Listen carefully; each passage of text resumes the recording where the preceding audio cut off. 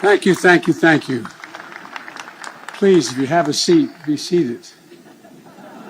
If you don't, come up on stage. Thank you very much.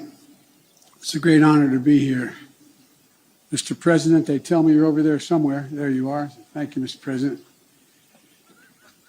Be not afraid.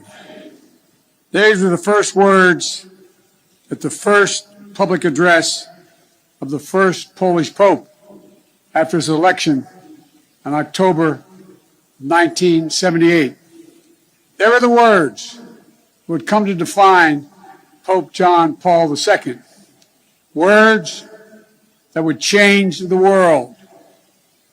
John Paul brought the message here to Warsaw in his first trip back home as Pope in June of 1979. It was a message about the power of faith, the power of resilience, the power of the people. In the face of a cruel and brutal system of government, it was a message that helped end the Soviet repression in the Central Land and Eastern Europe 30 years ago. It was a message that will overcome the cruelty and brutality of this unjust war. When Pope John Paul brought that message in 1979, the Soviet Union ruled with an iron fist behind an iron curtain. Then a year later, the Solidarity movement took hold in Poland. While I know he couldn't be here tonight, we're all grateful in America and around the world for Lech Walesa.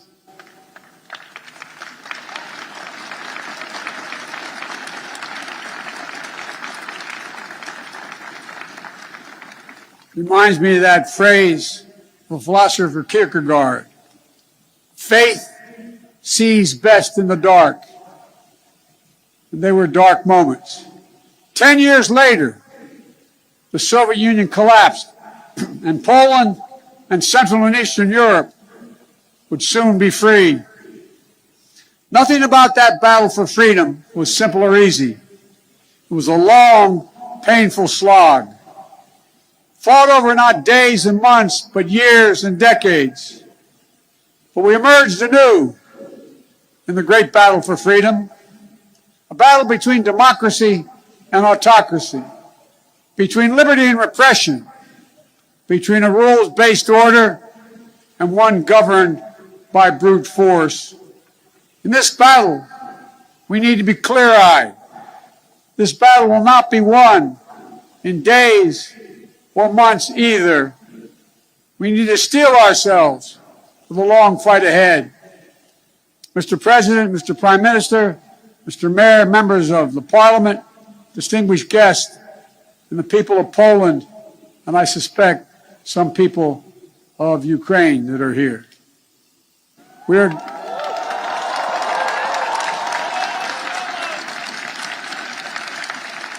gathered here at the Royal Castle in this city that holds a sacred place in the history of not only of Europe, but humankind's unending search for freedom.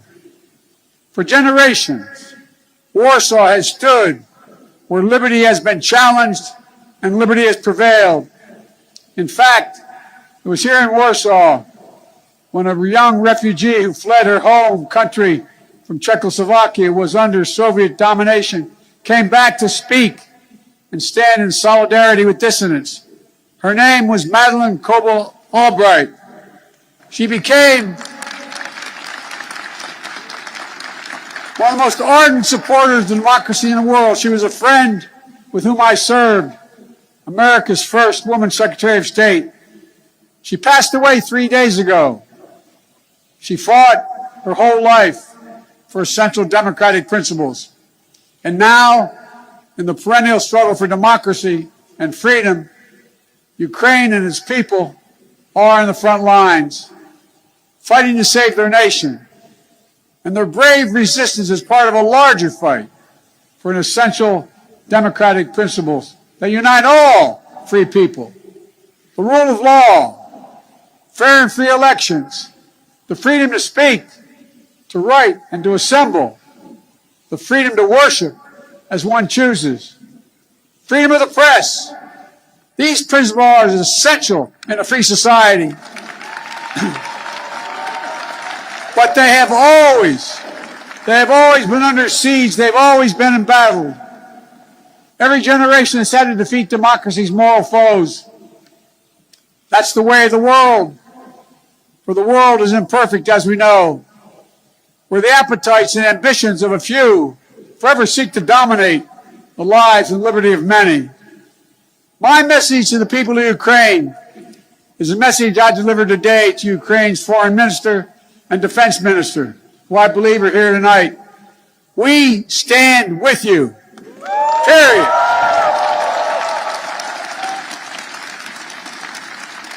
Today's fighting Kyiv and Melitopol and Kharkiv are the latest battle in a long struggle. Hungary, 1956. Poland, 1956, and then again, 1981. Czechoslovakia, 1968. Soviet tanks crushed democratic uprisings. But the resistance continued until finally, in 1989, the Berlin Wall and all the walls of Soviet domination, they fell. They fell. And the people prevailed. But the battle for democracy could not conclude and did not conclude with the end of the Cold War. Over the last 30 years, the forces of autocracy have revived all across the globe. Its hallmarks are familiar ones: contempt for the rule of law, contempt for democratic freedom, contempt for the truth itself. Today, Russia has strangled democracy, has sought to do so elsewhere, not only in its homeland. Under false claims of ethnic solidarity, it has invalidated neighboring nations. Putin has the gall to say he's denazifying Ukraine. It's a lie. It's just cynical. He knows that. And it's also obscene. President Zelensky was democratically elected. He's Jewish. His father's family was wiped out in the Nazi Holocaust. And Putin has the audacity, like all our autocrats before him, to believe that might will make right. My own country, a former president named Abraham Lincoln, voiced the opposing spirit to save our union in the midst of a civil war. He said, let us have faith that right makes might. Right makes might. Today, let us have that faith again. Let us resolve to put the strength of democracies into action to thwart the designs of autocracy. Let us remember that the test of this moment is the test of all time. The Kremlin wants to portray NATO enlargement as an imperial project aimed at destabilizing Russia. Nothing is further from the truth. NATO is a defensive alliance. It has never sought the demise of Russia. In the lead up to the current crisis, the United States and NATO worked for months to engage Russia to avert war. I met with them in person, talked to them many times on the phone. Time and again, we offered real diplomacy and concrete proposals to strengthen European security, enhance transparency, build confidence on all sides. But Putin and Russia met each of the proposals with disinterest in any negotiation, with lies and ultimatums. Russia was bent on violence from the start. I know not all of you believed me and us when we kept saying, they are going to cross the border. They are going to attack. Repeatedly, he asserted we had no interest in war, guaranteed he would not move. Repeatedly saying he would not invade Ukraine. Repeatedly saying Russian troops along the border were there for training, all 180,000 of them. There is simply no justification or provocation for Russia's choice of war. It's an example of one of the oldest human impulses, using brute force and disinformation to satisfy a craving for absolute power and control. It's nothing less than a direct challenge to the rule-based international order established since the end of World War II. And it threatens to return to decades of war that ravaged Europe before the international rule-based order was put in place. We cannot go back to that. We cannot. The gravity of the threat is why the response of the West has been so swift and so powerful and so unified, unprecedented and overwhelming. Swift and punishing cost are the only things that are going to get Russia to change its course. Within days of his invasion, the West has moved jointly with sanctions to damage Russia's economy. Russia's central bank is now blocked from global financial system, denying Kremlin's access to the war fund that's stashed around the globe. We've aimed at the heart of Russia's economy by stopping the imports of Russian energy to the United States. To date, the United States has sanctioned 140 Russian oligarchs and their family members, seizing their ill-begotten gains, their yachts, their luxury apartments, their mansions. We've sanctioned more than 400 Russian government officials, including key architects of this war. These officials and oligarchs have reaped enormous benefit from the corruption connected to the Kremlin. And now they have to share in the pain. The private sector is acting as well. Over 400 private multinational companies have pulled out of doing business in Russia, left Russia completely, from oil companies to McDonald's. As a result of these unprecedented sanctions, the ruble almost is immediately reduced to rubble. The Russian economy, that's true, by the way, takes about 200 rubles to equal $1. The economy is on track to be cut in half in the coming years. It was ranked, Russia's economy was ranked the 11th biggest economy in the world before this invasion. It will soon not even rank among the top 20 in the world. Taken together, these economic sanctions are a new kind of economic statecraft with the power to inflict damage that rivals military might. These international sanctions are sapping Russian strength, its ability to replenish its military, and its ability to project power. And it is Putin, it is Vladimir Putin who is to blame, period. At the same time, alongside these economic sanctions, the Western world has come together to provide for the people of Ukraine with incredible levels of military, economic, humanitarian assistance. In the years before the invasion, we, America, had sent over $650 million before they crossed the border in weapons to Ukraine, including anti-air and anti-armor equipment. Since the invasion, America has committed another $1.35 billion in weapons and ammunition. And thanks to the courage and bravery of the Ukrainian people, the equipment we've sent and our colleagues have sent have been used to devastating effect to defend Ukrainian land and airspace. Our allies and partners have stepped up as well. But as I've made clear, American forces are in Europe, not in Europe, to engage in conflict with Russian forces. American forces are here to defend NATO allies. Yesterday, I met with the troops that are serving alongside our Polish allies to bolster NATO's frontline defenses. The reason we want to make clear is their movement on Ukraine. Don't even think about moving on one single inch of NATO territory.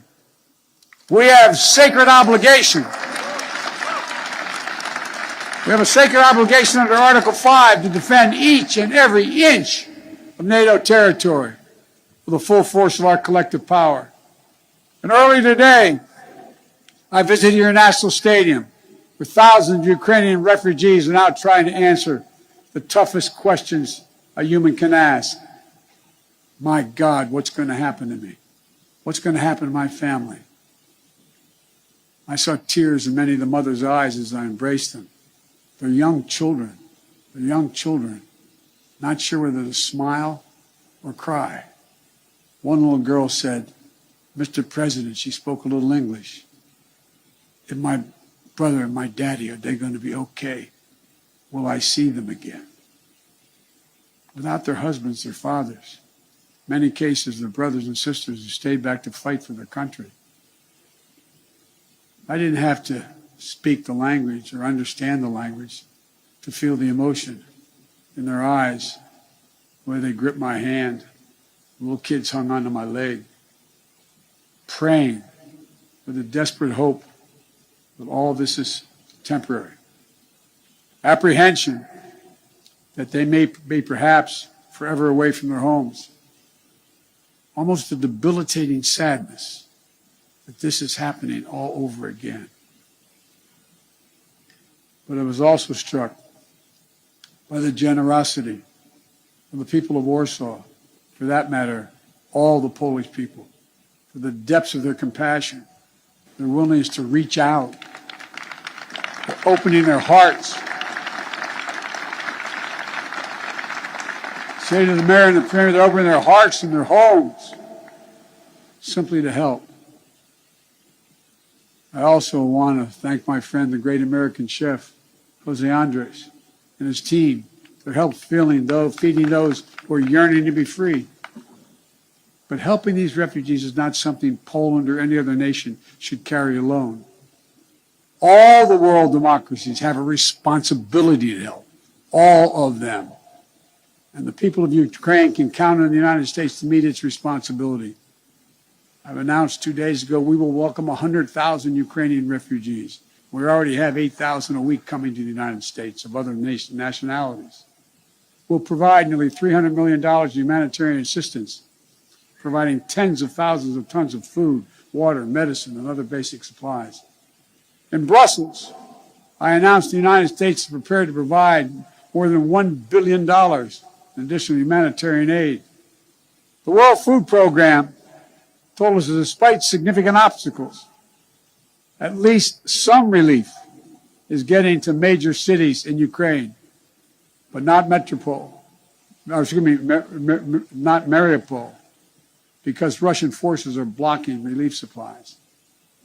But we'll not cease our efforts to get humanitarian relief wherever it is needed in Ukraine and for the people who have made it out of Ukraine.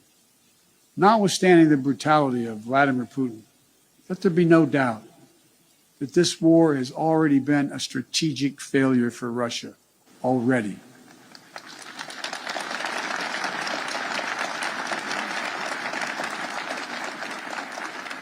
Having lost children myself, I know that's no solace to the people who've lost family. But he, Putin, thought Ukrainians would roll over and not fight. Not much of a student of history. Instead, Russian forces have met their match with brave and stiff Ukrainian resistance. Rather than breaking Ukrainian resolve, Russia's brutal tactics have strengthened the resolve. Rather than driving NATO apart, the West is now stronger and more united than it has ever been. Russia wanted less of a NATO presence on his border, but now he has a stronger presence, a larger presence, with over 100,000 American troops here, along with all the other members of NATO. In fact, Russia has managed to cause something I'm sure he never intended.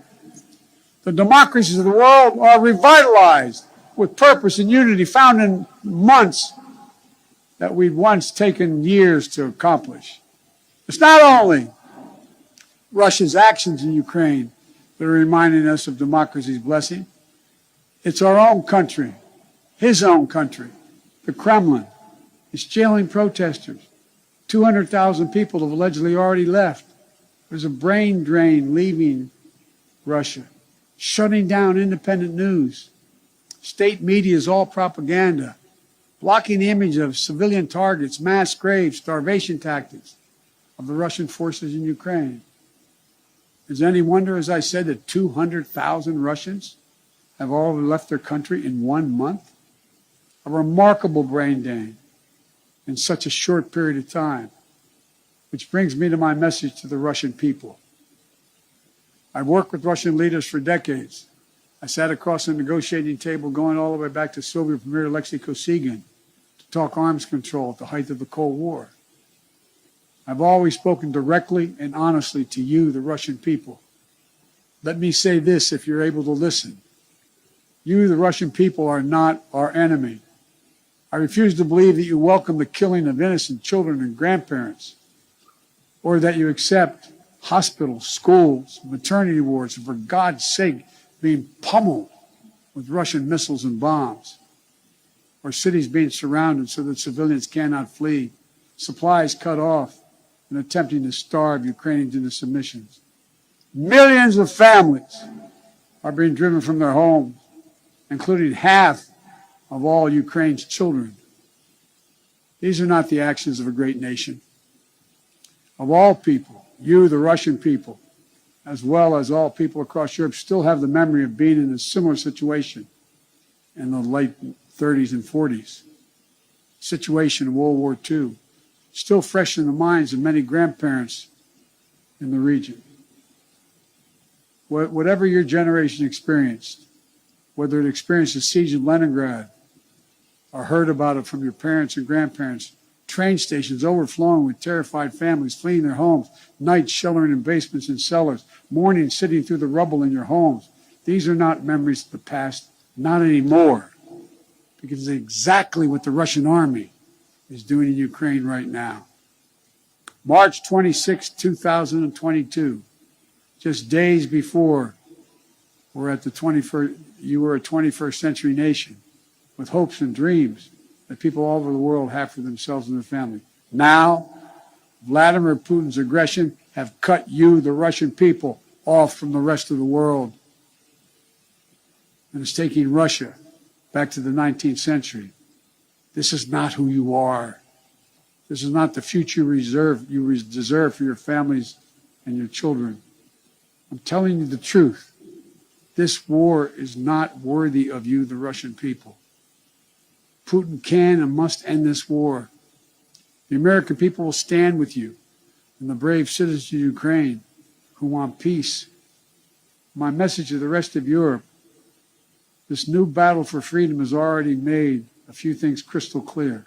First, Europe must end its dependence on Russian fossil fuels, and we, the United States, will help.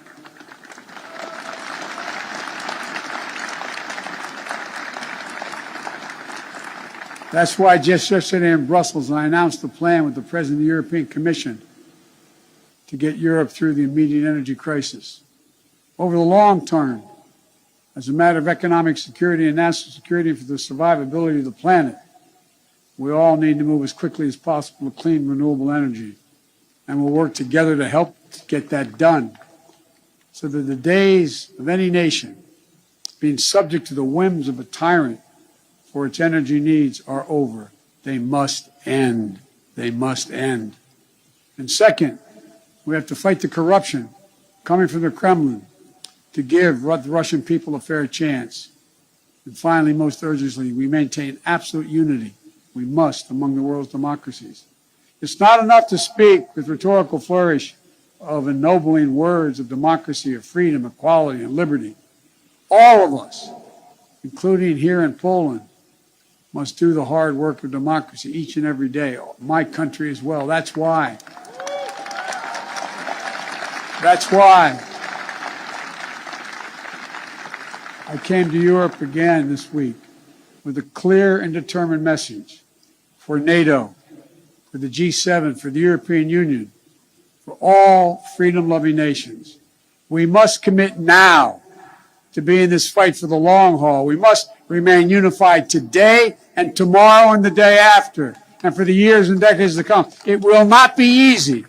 There will be cost, but it's a price we have to pay, because the darkness that drives autocracy is ultimately no match for the flame of liberty that lights the souls of free people everywhere. Time and again, history shows that it's from the darkest moments that the greatest progress follows. And history shows this is the task of our time, the task of this generation. Let's remember the hammer blow that brought down the Berlin Wall. The might that lifted the Iron Curtain were not the words of a single leader. It was the people of Europe who for decades fought to free themselves. Their sheer bravery opened the border between Austria and Hungary for the pan-European picnic. They joined hands for the Baltic Way. They stood for solidarity here in Poland. And together, it was an unmistakable and undeniable force of the people that the Soviet Union could not withstand. And we're seeing it once again today with the brave Ukrainian people showing that their power of many is greater than the will of any one dictator.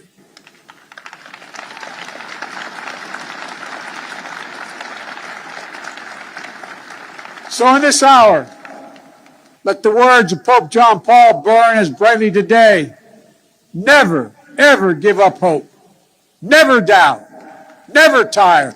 Never become discouraged. Be not afraid.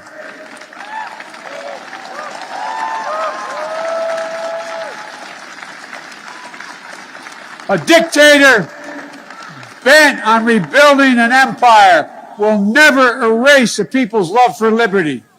Brutality will never grind down their will to be free. Ukraine will never be a victory for Russia, for free people refuse to live in a world of hopelessness and darkness. We will have a different future, a brighter future, rooted in democracy and principles, hope and light, of decency and dignity, of freedom and possibilities. For God's sake, this man cannot remain in power. God bless you all, and may God defend our freedom, and may God protect our troops. Thank you for your patience. Thank you. Thank you. Thank you.